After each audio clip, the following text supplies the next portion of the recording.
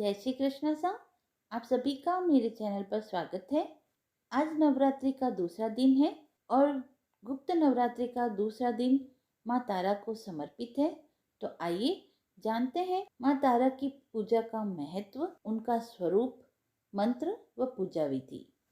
गुप्त नवरात्रि के दूसरे दिन माँ तारा की पूजा करने का विधान है। माँ तारा जीवन में आने वाले सभी विपत्तियों व संकटों से मुक्ति दिलाती है।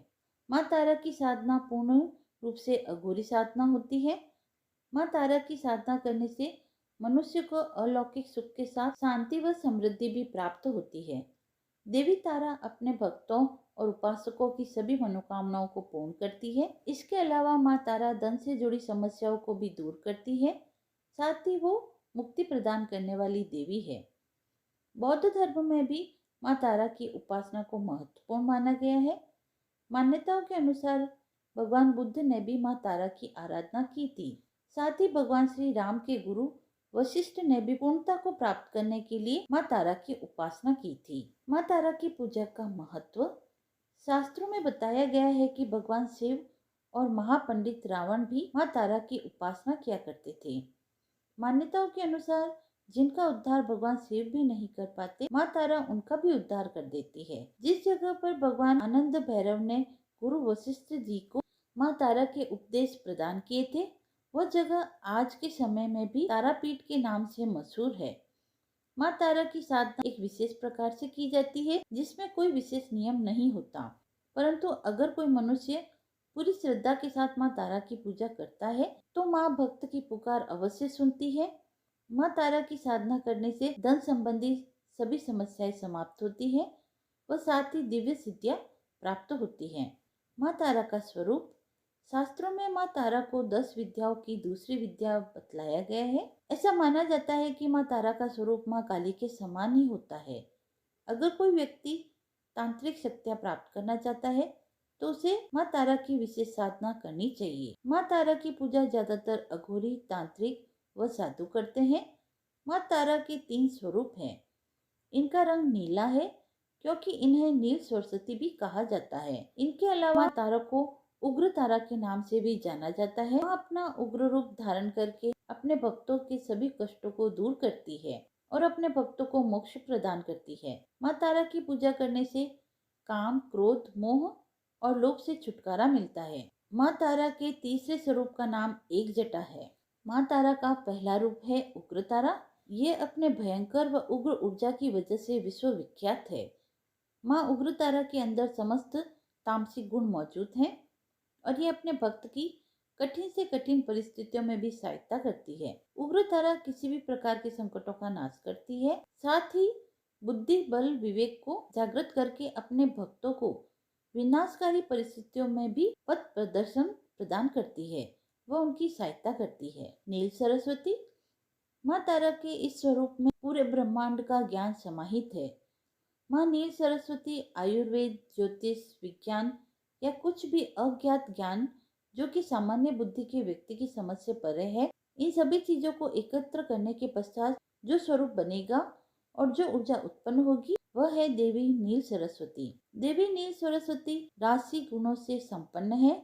नील सरस्वती अपने ज्ञान और ऊर्जा से ज्वलंत शव को भी शिव का रूप देने में सक्षम है।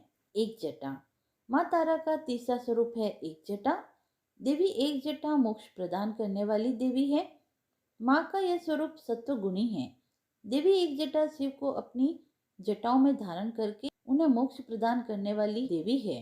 देवी एक जटा अपने सभी भक्तों को मृत्यु के पश्चात अपनी जटा में स्थान देती है, वह उन्हें मोक्ष प्रदान करती है। माँ तारा का मंत्र ओम रीम स्त्रीम हुम फट। माँ तारा की पूजा विधि।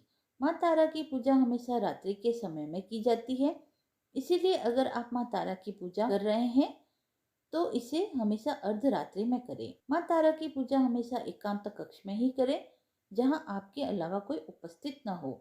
माँ तारा की पूजा करने से पहले स्नान करें, तत्पश्चात सफेद वस्त्र धारण करें। माँ तारा की पूजा में कभी भी सिले हुए वस्त्र नहीं पहने जाते, इसलिए धोती धारण करें। अब पश्चिम दिशा की ओर मुख कर बैठ जाएं।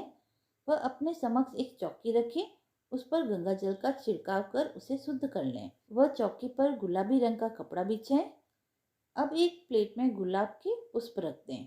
चौकी पर तारा यंत्र की स्थापना करें व इस यंत्र के चारों तरफ चावल की 4 ढेरियां रखें।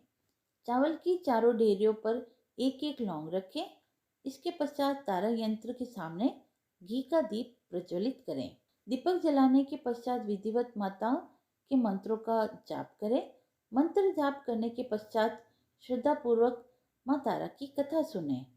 कथा सुनने के पश्चात माँ तारा की आरती करें व पूजन के पश्चात पूजा में इस्तेमाल की गई सभी सामग्रियों को बहती हुई नदी में प्रवाहित कर दे। माँ तारा की कथा। पौराणिक कथा के अनुसार देवी तारा का जन्म मेरू पर्वत के पश्चिम भाग में चोलना नदी के किनारे पर हुआ था। स्वतंत्र तंत्र के अनुसार देवी तारा की उत्पत्ति तट पर हुई। हयग्रीव नाम के दैत्य के वध हेतु देवी महाकाली ने ही नील वर्ण धारण किया था। महाकाल संहिता के अनुसार चैत्र शुक्ल अष्टमी तिथि में देवी तारा प्रकट हुई थी। इस कारण यह तिथि तारा अष्टमी कहलाती है। चैत्र शुक्ल नवमी की रात्रि तारा रात्रि कहलाती है। सबसे पहले स्वर्गलोक में रत्नदीप में वैदिक कल्पोक्त तथ्यों तथा वाक्यों को देवी काली के मुख से सुनकर शिवजी अपनी पत्नी पर बहुत प्रसन्न हुए। शिवजी ने माता पार्वती को बताया कि आदिकाल में रावण का विनाश हुआ, तब आपका यह स्वरूप तारा नाम से विख्यात हुआ। उस समय आपका रूप बहुत विकराल था। आपका यह रूप देखकर सभी देवता भयभीत हो गए थे। ब्रह्मा जी ने आपको व्याघ्र चर्म प्रदान किया था। इसी कारण से आप लंबोदरी नाम से विख्यात हुई। तारा रहस्य तंत्र के अनुसार भगवान राम केवल निमित्त मात्र ही थे। वास्तव में भगवान राम की विध्वंसक शक्ति देवी तारा ही थी, जिन्होंने लंकापति रावण का वध किया था। कथा समाप्त हुई। आइए सुनते हैं गुप्त नवरात्रि की कथा। गुप्त नवरात्रि से जुड़ी प्राचीन व प्रमाणित कथा के अनुसार एक बार ऋषि श्रृंगी भक्तों को दर्शन दे रहे थे। तभी भीड़ में एक महिला निकली और करबद्ध होकर ऋषि श्रृंगी से कहने लगी, मेरे पति दुर्व्यसनों में हमेशा घिरे रहते हैं, जिस कारण मैं धर्म और भक्ति से जुड़ा कोई काम पूजा पाठ नहीं कर पाती हूँ। अपने पति के कारण मैं ऋषियों को अंत तक समर्पित नहीं कर पाती, लेकिन मैं माँ भगवती की सेवा करना चाहती हूँ और चाहती हूँ कि माँ की भक्ति व साधना से मेरे परिवार का जीवन सफल हो जाए।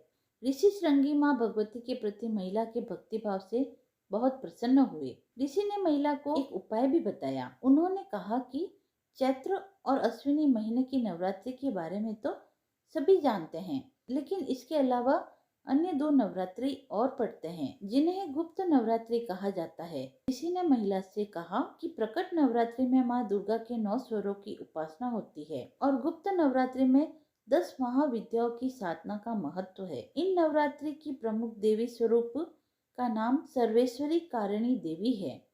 अगर कोई भक्त गुप्त नवरात्रि में माता दुर्गा की पूजा साधना करता है तो उसका जीवन सफल हो जाता है। ऋषि श्रृंगी आगे कहते हैं कि लोभी, कामी, व्यसनी, मांसाहारी और किसी कारण पूजा पाठ न कर पाने वाले भी यदि गुप्त नवरात्रि में माँ की पूजा करते हैं तो उन्हें फिर अन्य कुछ करने की आवश्यकता नहीं रहती। ऋषि श्रृंगी के बताए इस उपाय का महिला ने पूर्ण श्रद्धा से पालन किया और गुप्त नवरात्रि की पूजा की। महिला की पूजा से माँ प्रसन्न हुई और धीरे धीरे उसके जीवन में परिवर्तन आया। कुछ समय बाद घर पर सुख शांति आ गई और पति भी सही मार्ग पर चलने लगा। इस तरह से गुप्त नवरात्रि की पूजा से महिला का जीवन पुनः खिल उठा। गुप्त नवरात्रि की कथा समाप्त हुई। यदि यह आपको पसंद आई हो तो आप मेरे चैनल को लाइक, शेयर एंड सब्सक्राइब करें। धन्यवाद।